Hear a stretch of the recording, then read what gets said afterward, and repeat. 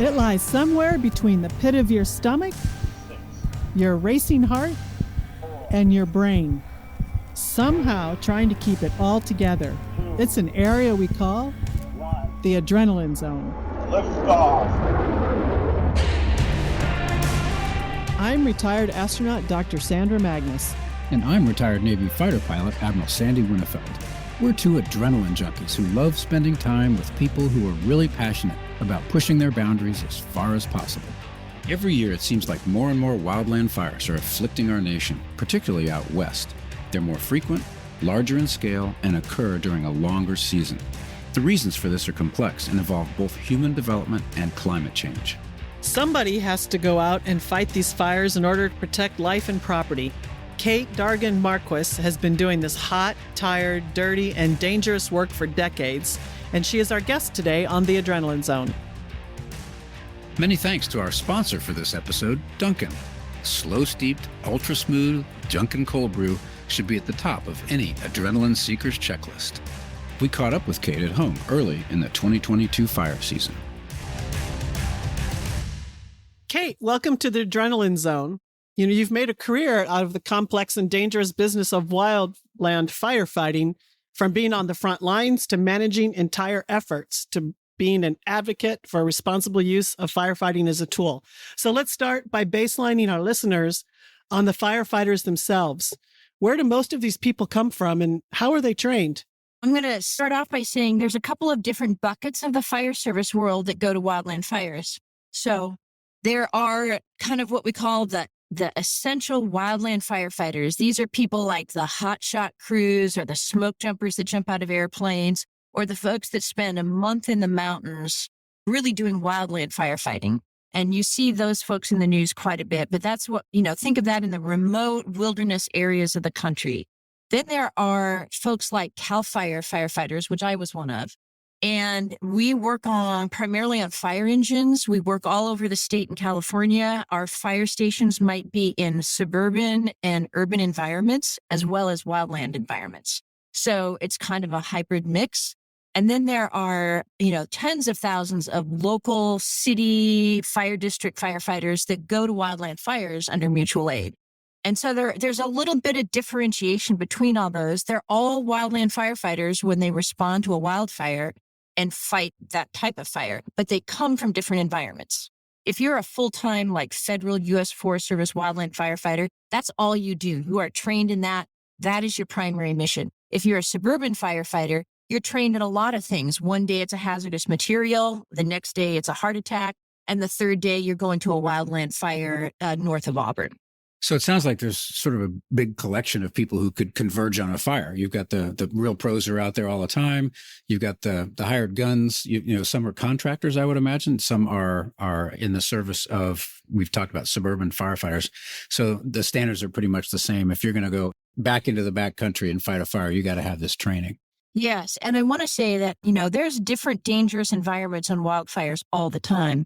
But to give a nod to those firefighters where it's not their full-time mission, they are often responding to those conflagration type fires that are intermixed with homes and evacuation and life threat.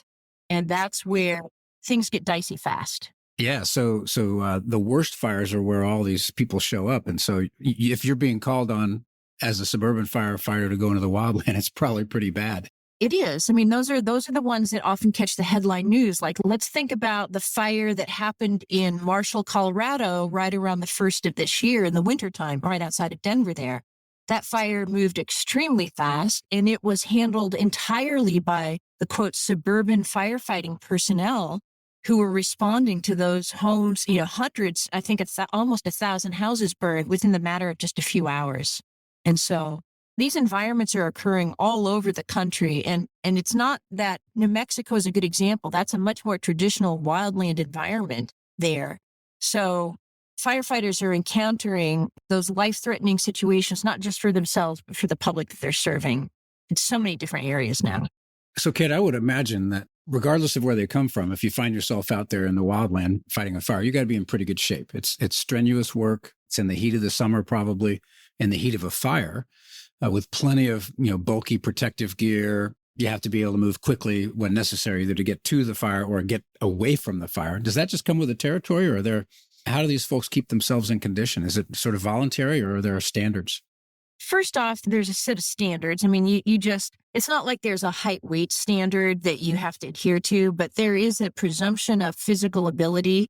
A lot of attention is paid to heat conditioning as you go into the summer months. So, for example, when I was a fire captain, working on a fire engine in a hot part of Central California, we started heat conditioning fairly early in the summer, and we'd go out, in the hour right before lunch at 11, or we'd delay lunch and go out at 12. And we would hike in full gear up steep slopes in the heat of the day. And, it would just sweat pouring off of you, red face. But over time, you get to the point where, doing that in 100 degrees seems fine. You can do that. And we'd recite our safety orders and fire line orders while we hiked. And it was training and heat conditioning. That's a really important thing. You cannot leave. And we'd teach that you can't drive around in an air-conditioned fire engine and then jump out into 100-degree condition. You have to just keep yourself warm throughout the day and not super chill your fire station and super chill your fire engine. So how did you get into firefighting in general? What attracted you to it? It was almost by accident. I was backpacking in Yosemite with my brother as a senior in high school. I went to Half Moon Bay High School in California. We camped next to a couple of smoke jumpers, and we just sat around the campfire. I was 18, my brother was 17. We talked to these smoke jumpers, and they just said, "Hey, it's a great summer job. You got to try this." Because I was interested. I did a lot of backpacking and I love the outdoors. And so I'm like, sure, that's a good summer job. I'm going to college next year. I'll try for that. And I started in the late June of 1977 and went fairly soon. I think by the middle of July, we were in a big fire siege for the state. There were fires all over California that year. We were in a drought in 1977. And I ended up on one of the big fires of the time. It's a tiny fire by today's standards. It was a big fire by those standards. It was 75,000 acres. It was called the Marble Cove Fire in the Los Padres National Forest outside of Big Sur. So Tassajara Canyon, Carmel, Big Sur was where the fire was occurring. And I was one of there were very, very few women at the time. I think we had a fire camp of 800 people, and I was like the one woman firefighter in that camp. Huh. Not unlike some of your backgrounds, Sandra, probably the experiences you've had. But at any rate, the point was I accidentally stumbled into it. I went to the Marble Cone Fire, and we rode in a strike team of engines out to the fire line. So imagine the sun is setting over the Pacific. It's a massive fire out there. It's a line almost a mile long of fire engines threading their way up the mountainside in the twilight, and massive flames on the hill behind us. And it's like, oh, this is so for me. I'm doing this. You just knew it, right? This is what I want to be doing. So I went ahead and went to college, but I stayed working as a seasonal and finished college and worked my way up. And I felt it after that first experience. Just because of a conversation around a campsite. Yeah. Yeah. Right. It's amazing. Hey, it's amazing where life takes us. Yeah. And my two sons have chosen to go into the fire service.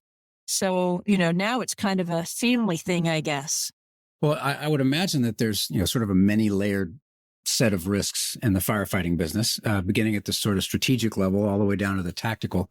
So let's start at the sort of high level, the various perspectives of the various stakeholders who actually have an interest in how, in a macro sense, the firefighting business works. Some people don't want you to fight fires at all. Other people want you to fight every single fire, tooth and nail. You've been involved in that a bit later in your career. So give us a sense for where some of those tensions lie. Yeah, this is going to be the sticky wicket problem that we grapple with for the next 20 or 30 years as climate change forces this recognition that, our current policy of suppress all fires has been proven to have a negative consequence to it in the long term, environmentally. Everybody pretty much agrees on that. What we have also done, though, is put people in those places, and they're not going to go away very soon. The crux of that issue is there's almost no way to protect communities adequately without continuing a really robust suppression policy. the fires are burning with the intensity and the frequency and the threat that we're just going to have to massively deploy fire suppression resources to protect communities and homes. The consequence of that is going to be continued environmental impacts that we cannot escape from. And that is the buildup of fuels and the slow decline of forest health. And a lot of people are putting emphasis on natural fire management, like lightning-caused fires in remote areas, letting those burn under low conditions, not the highest, most hazardous conditions, or prescribed fires like the ones that they had started in New Mexico, but then escaped because unexpected winds came up. There's a very fine needle that must be threaded. If we want to optimize for environment and community protection, we're going to have burned landscapes and fire suppression at the same time. It's an extremely complex challenge to meet. And the most complex part of it is, and we're seeing this play out in New Mexico right now, people are unwilling to accept community loss as a consequence. When it comes down to the choice of prescribed fires or burnt homes, people will always say, I'm not willing to take that risk. And so it's theoretical when we're talking about it legislatively, but when it gets to communities and they feel like they're threatened, they want the firefighters there. Wow, there's so much to unpack in what you just said. It's hugely complex. But even as we record this, there's a host of fires burning in the West, like over 6,700 wildland firefighters assigned to fight them. So you mentioned earlier you were on a big fire at the time, which is now a small fire. So does it seem like we're experiencing more and more wildfires every year? And why? I think you mentioned a little bit about policies that fail, but also there's still a finite number of people available to fight the firefighters. So that's probably a big impact on the workforce too. Yeah, capital W workforce is a big conversation policy-wise right now. So, what we're discovering, absolutely, Sandra, to answer the first part of your question, yes, unequivocally, the frequency, size, and severity of fires is going up. Now, that's partly climate change. It is partly just the fact that we find ourselves in a Western megadrought, whether or not that's absolute climate change or it's just exacerbated by climate change. We'd be in a drought anyway, but so climate change is a component. The cycle of drought and precipitation in the West is a component because we're in a dry cycle, undoubtedly. But people want to push this off on climate change. It is also because we are still building in these environments. It's the fastest growing residential landscape use out there. I mean, we're building residential single family homes in wildland settings today. The problem is still getting bigger because we're still putting people in places where we know these fires are going to exacerbate and burn and threaten them in the decades ahead. I mean, the new houses are still going up. So we're continuing to not recognize some of the root causes of the issue, which is people in burnable landscapes. It's funny that you say that because I lived in Hurricane Alley for a long time, and it's the same thing where there's a lot of building happening in areas where there's a natural disaster or a natural weather pattern that's completely going to put all of that at risk, but we do it anyway. Or people building next to fighter bases and wondering why there's noise. Yeah, it's the same thing. The real estate agents sell them on weekends. Yeah. The human way is until you're impacted sufficient number of times, you're willing to endure a certain amount of threat, risk, or pain. And I pay attention to this in the flood scenarios.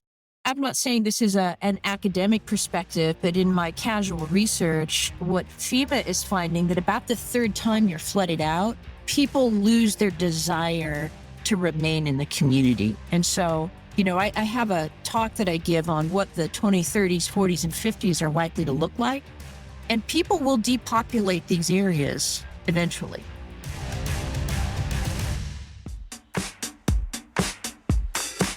Duncan is made for everyone with the determination, the drive, and the guts to do something new or who wants to push their boundaries. It's the fuel for every mission, challenging pursuit, or adventure.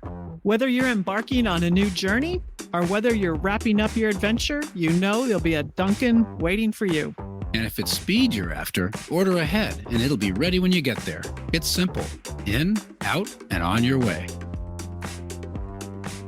So, Kate, let's descend from the strategic level all the way down to the tactical level. Tell us about the sort of cycle of a wildland fire and how the teams respond, how that works, how they're detected, and how we respond. Yeah, I'll give you an example, a California example in a typical outside of a community on a bad fire day.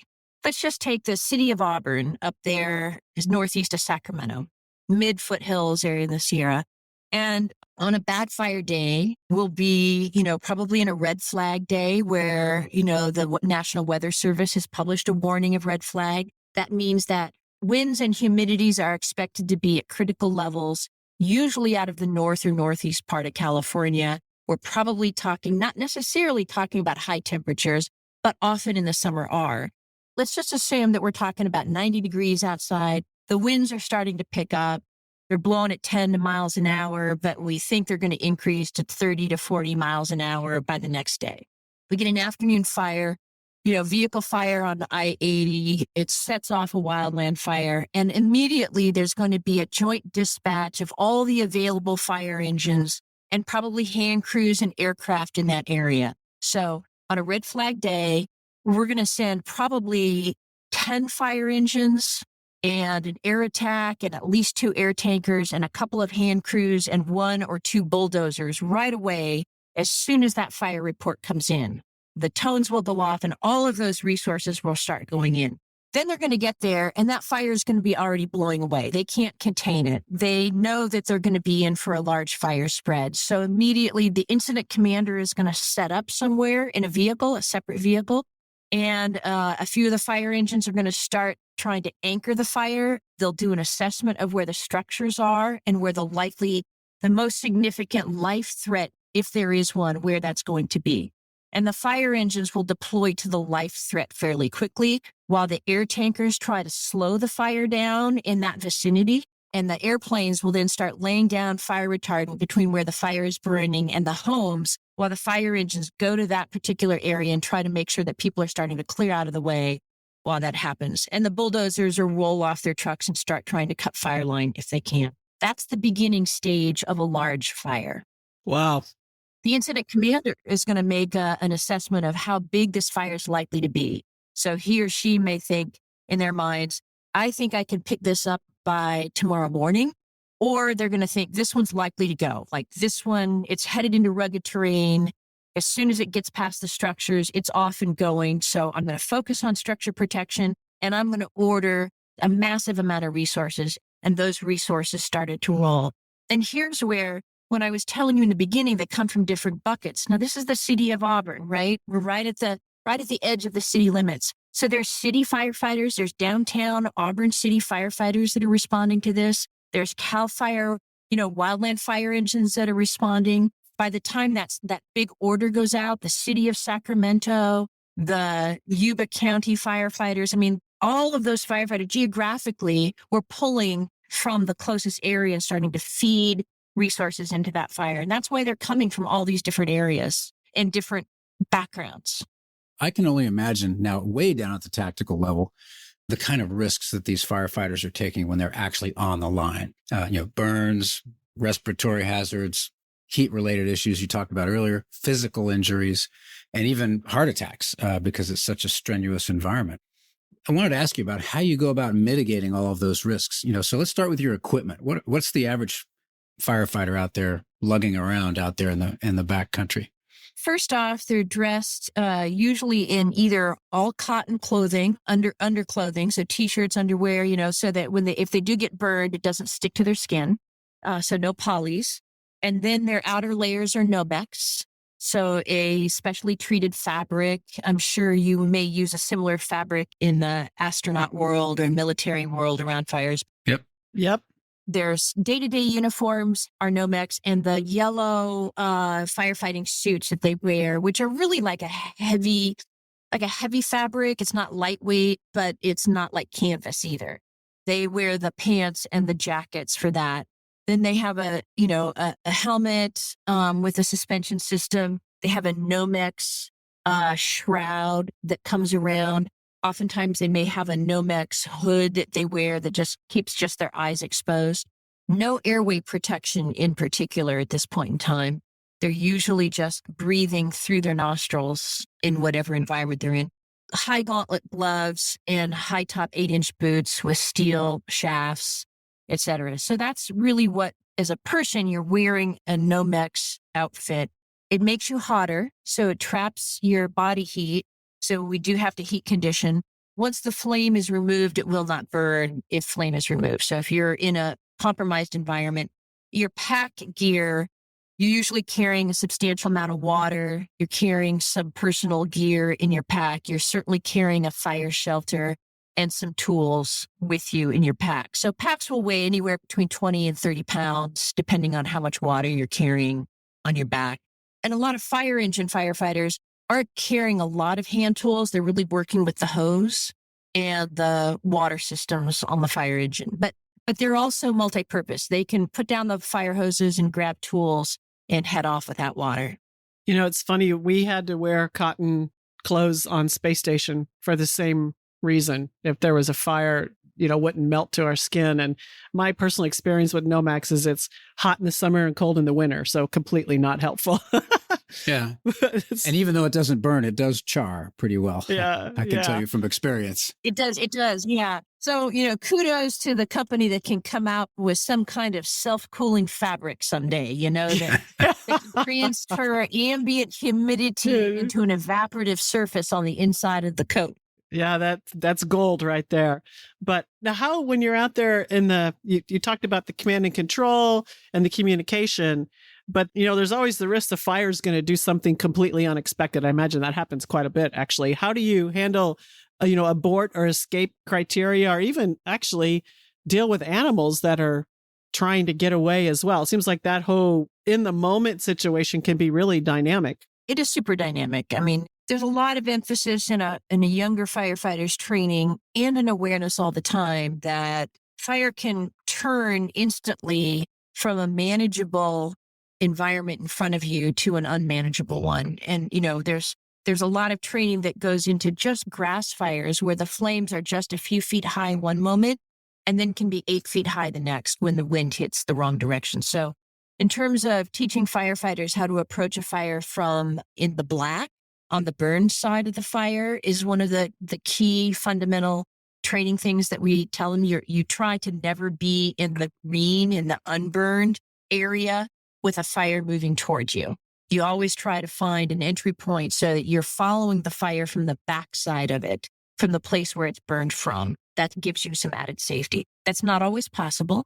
And with the way the fires are burning more severely, like, I don't know if you recall the story that hit the national news about the fire tornado in Redding back in, I think it was 2017. There is unprecedented fire behavior that's occurring that is creating length of flame and movement of flame that's so rapid that it is surprising people. So the risk on the ground is greater than it has ever been.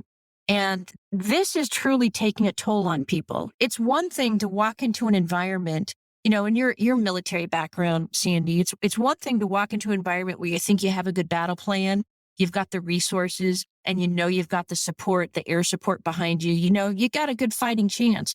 It's another to walk into we don't know what the hell we're getting into environment. The psychological toll of that is more profound. And that's what we're discovering with our firefighters today. I see it with my own family and firefighters that I'm close to. The repetitive exposure to a worsening environment, you can't expect what you were trained to isn't necessarily what you're facing. Each year, it just seems to get worse and weirder and harder.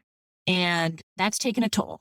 Yeah, that resonates with what a lot of our wonderful soldiers and Marines experienced on the ground in places like Afghanistan, where you don't know when you're going to walk into a bunch of improvised explosive devices. We've already done an episode on somebody who did that, or an ambush or something like that. And it really sets you on edge. And so do you have any issues with PTSD and that sort of thing? I would imagine you do with some of the folks who've been in some more difficult conditions. Yeah, so I want to make a confession here. So the short answer is absolutely. And I've had to dig deep in my own presumptions that I made, 30 or 40 years ago when I started out, when it was like, I grew up in the era when, quit your whining, suck it up, get on with it. That was my environment. And that is still often the way we deal with things. But I've had to move from there's just whiners to it's a real issue.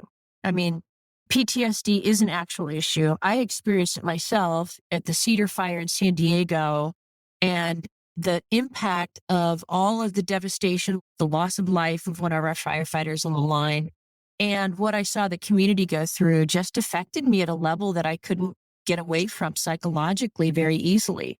And while it wasn't profound, I did seek treatment and resolved it. But I see other firefighters going through much worse than that. I mean, like I said, they're out there for weeks at a time, repeatedly being deployed to large fires for lengthy periods of time, not able to get home, not able to rest.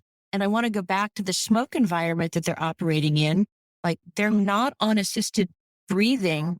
They're breathing difficult environment toxins for weeks at a time. It's a very real problem. And certainly diagnosed PTSD illnesses and suicide rates are way up in the wildland fire community. Wow, that's unfortunate. And I would imagine, you're out there, like you said, for weeks at a time. It's not the life of luxury, heading back to a nice hotel for a shower at the end of the day. Let me just say, it's not fun. You're living out there, yeah. But it's exciting and it's probably rewarding, but it's not in the midst of it a heck of a lot of fun. That's incredible. It sounds like close calls are not necessarily, a brush with the fire, but it's just simply the exposure to the constant devastation and the stressful environment that can cause a lot of problems for people. Yeah, I think the PTSD and suicide issues have a lot to do with the grind of it.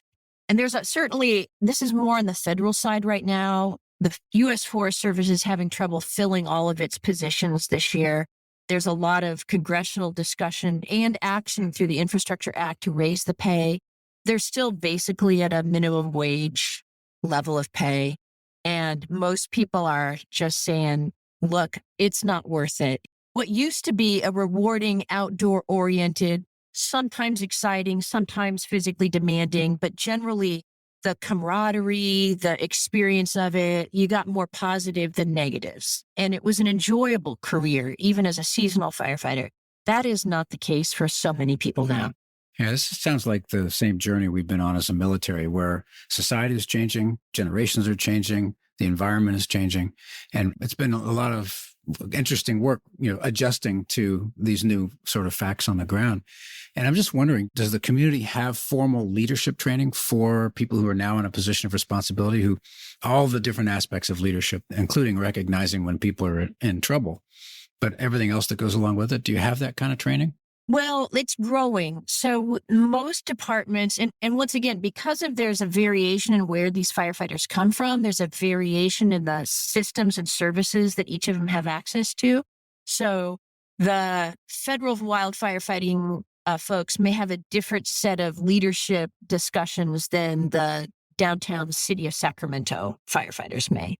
But almost every department now is acknowledging the impact of the wildland component on its members, and they are building programs for recognizing, getting them into services, preventative treatments, everything from, yoga and just general good mental health practices to classes, like you're saying, for leadership to recognize signs and symptoms, and organizational cultural shifts that we could make. How do you encourage open communication and vulnerable conversations in a profession that typically doesn't encourage those kinds of things? Yeah, welcome to my world. I totally understand. Yeah, I totally get that.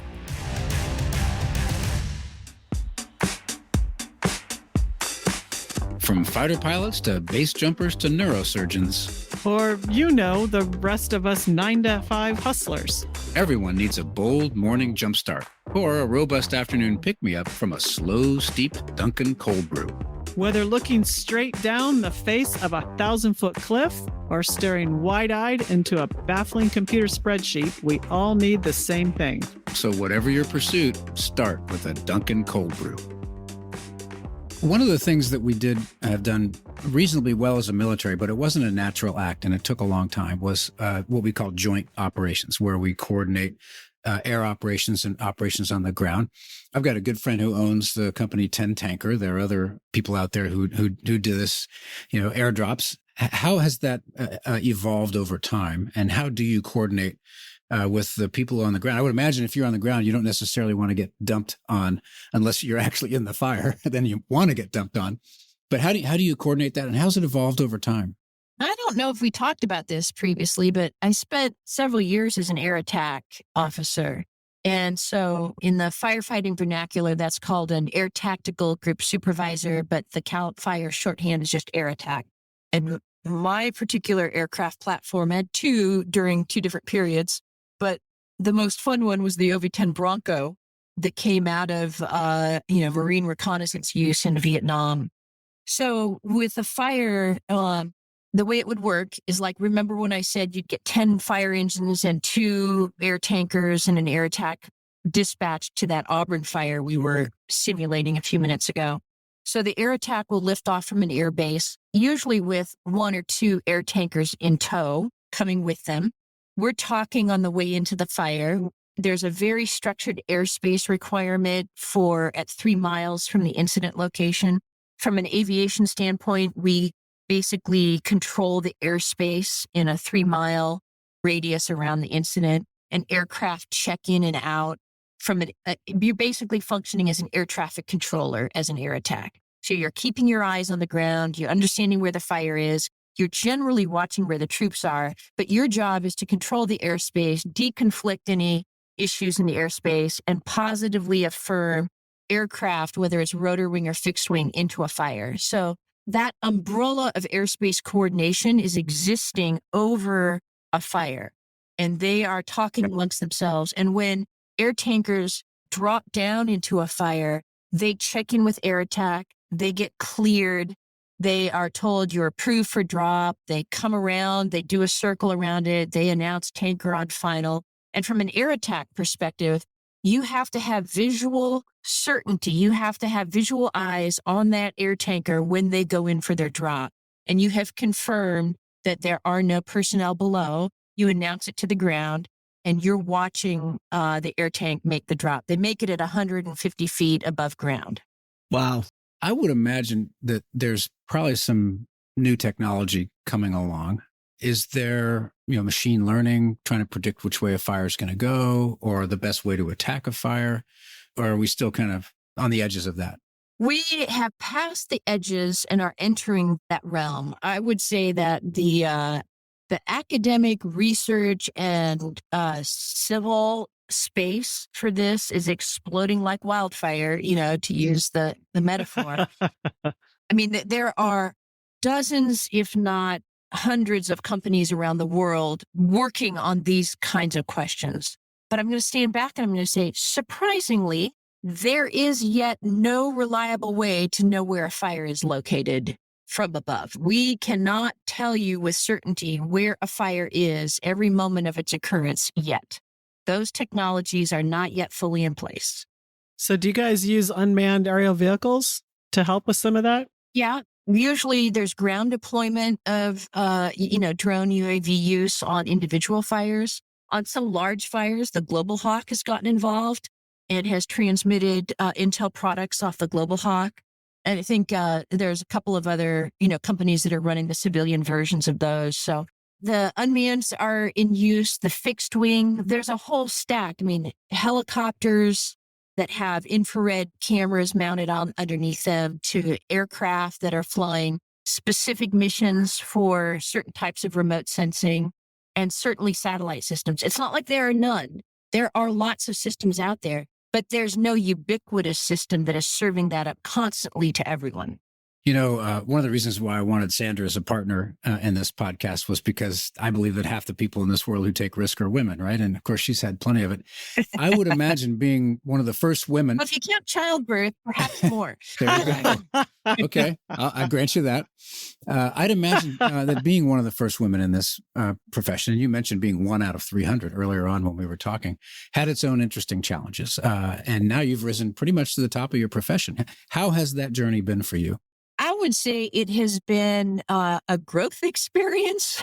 So the first summer I worked as a firefighter, I spent a fair amount of time in tears behind the cookhouse in the evenings. Like I said, it was an environment where vulnerability and sharing your feelings was not a rewarded experience. So I learned how to have, what we call grit, determination, and fortitude fairly early. I was 18 years old.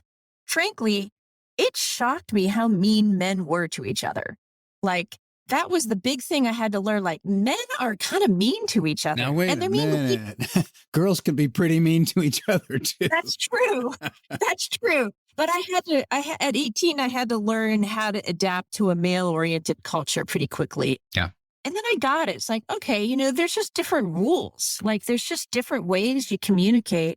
And I began to not take it quite so personal. I took it because it wasn't me as a young woman there. It was that's just kind of how it operates. Like, those are the rules for everybody.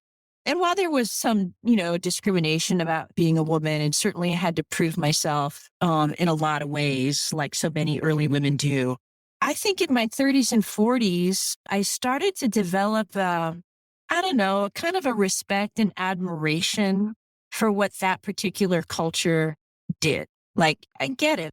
And here's one of my side beliefs that I've developed out of this. There are not many places for young men to go in our world and find their way into manhood. The fire service is one of those places. It happens there. It happens all the time. I imagine the military is much the same. And there are precious few opportunities for young men to find their way. So I don't really begrudge that culture. I think it has value. Now, there's ways to tone it down at times. So I've worked my way through the fire service. And I think if you talk to a lot of women who succeed in male-oriented professions, a lot of them have a similar story. If you can make it through the first years and find your footing, if you can survive those first few years of figuring it out, you probably develop a respect and a camaraderie with those others. And it seems to fade a little bit. You find your footing and your respect for one another. I'd suggest that it goes the other way, too. If you had walked aboard an aircraft carrier in the 70s or 80s, like I was serving, it was a completely different place than an aircraft carrier today. And a lot of that has to do with the fact that we have women on board and we just treat each other differently, with a little more respect and a little less callousness. And, it really is a different feeling. So I think there's been some benefits going the other way, I would say for sure. Yeah, I've noted both of those. One, you have to get used to a different culture. And two, women are a civilizing influence on the teams that they are on. I saw that. It was very interesting. It's almost instinctively. That doesn't mean the culture goes away, but it definitely softens a little bit. You trying to say men behave better when women are around? Is that? That's not what I said. That's not what I said. I might have implied it, but there you go. Well, because I have no official hat that I'm wearing today, I'm right on board with those things. And what I have found personally as I went through that change, it ended up that everyone appreciated that shift. The men liked that environment too. When given permission to be a little bit more human with one another and vulnerable with one another, they kind of like it. Like, nobody wants to go too far. Like, we don't want whiters, we don't want crybabies, but being able to just talk about real stuff in a way that wasn't competitive, people like that. Well, I imagine at the end of the day, it's a lot like the environment I was in, where it was at the end less about whether you are male or female and more about, in the stress of the environment, in the heat of the moment, can you deliver and be relied on? And do you have good judgment? And can your colleagues count on you to show up? That's what it comes down to. So, Kate, getting close to the end here, firefighting is really a dangerous and complex occupation. You've made that very clear today. And you've been doing it for a while. What keeps you going? And what are you doing at this point in your career? Well, I mean, let's be honest. I'm 63. I haven't been on the line for 20 years. Well, almost 20 years, 15 years. So, because I worked into, a management rank, not many fire chiefs are, quote, on the line in those same environments. But nonetheless, you're responsible for those things. And why I keep doing it is, well, first off, I have a profound love of the environment and Earth, and I'm moved by the climate change problems in front of us. So there is a bigger picture, and I happen to have acquired expertise that's needed today. I mean, I still recognize that my perspective and voice is still a needed addition. And I don't say that with hubris. I just say that I still feel that I make a contribution that's important. And I look at my 4-month-old grandson and think, I can't hang it up. I got to find time to make contributions because I'm doing it for them. As we wrap up, do you have any advice for people who might be interested in getting into this risky profession? I absolutely do. I mean, I have advice for, the policymakers, which, if any of them happen to listen to this, which is we are going to have to invest in the salary benefits and schedule structure that make it a more livable profession for those folks that do endure those conditions. That there is compensation that has to occur. The other is for the firefighters themselves is, to every woman out there who wonders if she could, she probably can. I want to encourage that. We need more women in the fire service of every different style. And for anyone, man or woman, boy or girl who's interested in this profession, it is still a fantastic way to go through life. I mean, you're contributing so much. And the friendships that you make, the camaraderie that you experience, your sense of purpose and doing a valuable thing with your career. Not many professions offer that these days. And it's a great lifestyle. I'll share a story real quick as we wrap up. When we were in East Texas searching for the Columbia piece parts as they fell across the field, there were a lot of wildfire fighters who came, hundreds who came and camped there, stayed there for a month and helped us walk the line and try and find all of the evidence that we needed to figure out what happened to Columbia. And I was so impressed with that community and their dedication and their high spirit. It really left a indelible impression on me. And I really, to this day, am thankful that they were there. So I think it's a wonderful community from the little lens that I had. I'm sorry for that. I'm glad you had that experience of mitigating. Okay. Unfortunately, we could talk for another hour because this is fascinating. From the very beginning of putting together this podcast, we wanted to have a wildland firefighter and somebody with experience in that. And this has been a terrific discussion. So thanks for your long career and what you've been doing to help keep our country safe in that regard. And we wish the best for your children who are in this business as well, and that they be safe and effective. And once again, thanks for entertaining our listeners with a really fascinating discussion today. We really appreciate it. It is all my pleasure. I hope your listeners enjoy it and get something out of it. And thank you for doing what you're doing, bringing stuff to people and telling them stories. That was Wildland firefighter Kate Dargan Marquis. I'm Sandra Magnus. And I'm Sandy Winnefeld. Many thanks to our sponsor, Dunkin'. Dunkin' fuels the people who take on every challenge head first. And we know the right kind of fuel that they need, an ultra-smooth Dunkin' cold brew. Join us back in the Adrenaline Zone next week for a new episode, and be sure to follow the show wherever you get your podcasts.